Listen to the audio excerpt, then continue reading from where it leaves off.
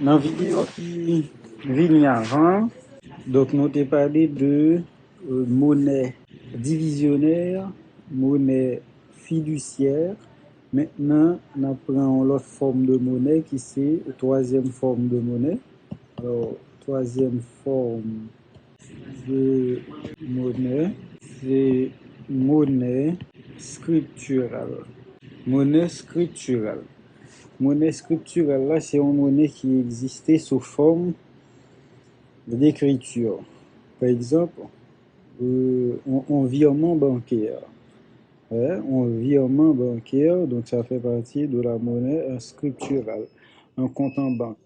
Un compte en banque également, ça fait partie de la monnaie scripturale. Donc, monnaie scripturale. Ouais. Exemple de monnaie scripturale, c'est compte en banque. Compte en banque et puis, ou bien compte bancaire. Compte en banque ou tout simplement compte bancaire. Monnaie scripturale. Donc, compte en banque ou compte bancaire, virement. Virement. Ouais, virement bancaire. Donc, c'est-à-dire, donc, forme monnaie scripturale là, c'est une monnaie qui est existée par, disons, un simple jeu d'écriture. C'est jeu d'écriture que monnaie scripturale là, les fait. Donc, maintenant, on a passé dans la quatrième forme de monnaie, qui c'est, on dit quatrième forme de monnaie, qui c'est la monnaie électronique. Monnaie électronique. Donc, c'est une monnaie électronique, de nos jours, monnaie électronique, est plus en vogue, ouais, contrairement à dans les années 80, donc pas de gagné. Quand c'était, alors, monnaie électronique, pas en vogue, mais de nos jours, il y a un peu de monnaie électronique. Il y a qui fait qu'à initier, il y a qui là longtemps. Par exemple, monnaie électronique, nous sommes capables de citer, nous sommes capables de parler de Bitcoin. Ouais, l'autre type de monnaie est donc électronique que nous avons cité, bon, généralement c'est Bitcoin qui est plus connu. Mais si par exemple on carte de crédit, ouais, carte de crédit, carte de débit, etc. Alors, pour nous parler de monnaie électronique, la monnaie électronique, c'est une forme de stockage de monnaie. Alors, c'est le fait que vous stockez monnaie sous forme électronique par divers moyens. Donc, par exemple, carte de crédit, téléphone, tout ça, tablette, etc. Donc, ces moyens de stocker monnaie, mais de façon électronique.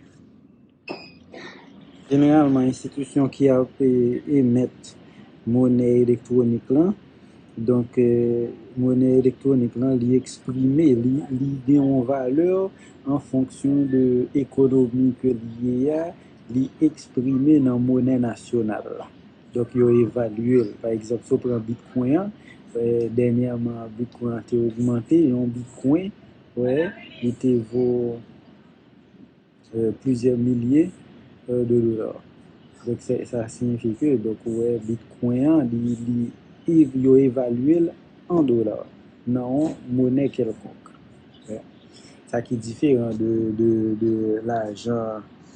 euh, l'argent liquide là, ou bien, disons, monnaie fiduciaire ou bien monnaie divisionnaire, c'est que eux-mêmes, ils ont une valeur et que valeur, c'est vrai que vous pouvez parler pour convertir dans l'autre monnaie, là, ça va parler de taux de change. Ça qui est différent pour monnaie électronique, qui lui-même est exprimé dans une monnaie en fonction de monnaie nationale.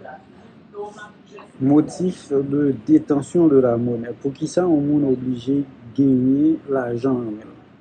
Motif de détention.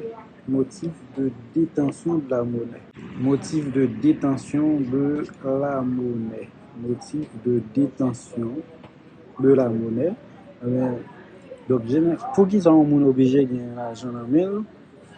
Bon, motif principal là, c'est pour mon acheter, pour le payer transaction que la bien pour le faire.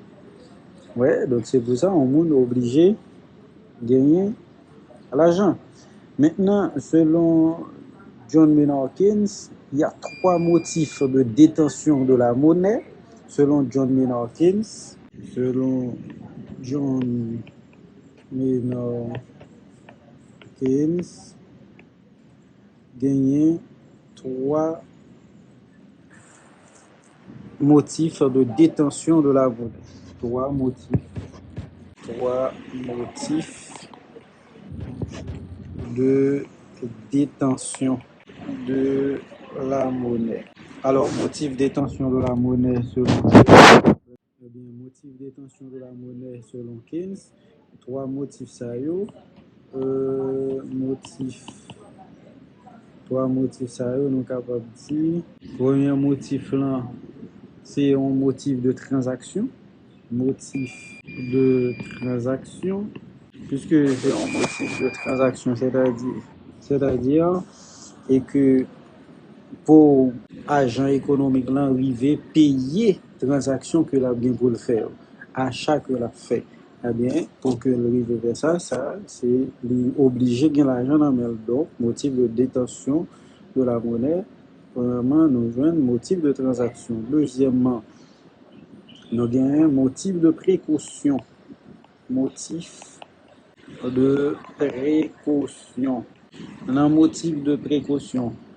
Eh bien, c'est pour que mon arrive faire face aux imprévus, aux situations imprévues, aux besoins inattendus. Eh bien, pour que mon faire face avec ce genre de situation, ça, il est obligé de gagner l'argent en main. Il est obligé de mettre un petit cop de côté pour si toutefois ben, ça arrive. Pour si un accident arrive, parce qu'on va prévoir faire accident. Pour si on maladie. Ouais, on famille, si on son père de famille, on petit monde malade, ou doué un petit cop de côté pour résoudre le problème ça yo. Ouais, donc ça c'est motif de précaution.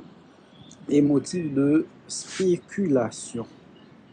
Motif de spéculation. Motif de spéculation, c'est un objectif pour effectuer des placements dans le futur. Ouais.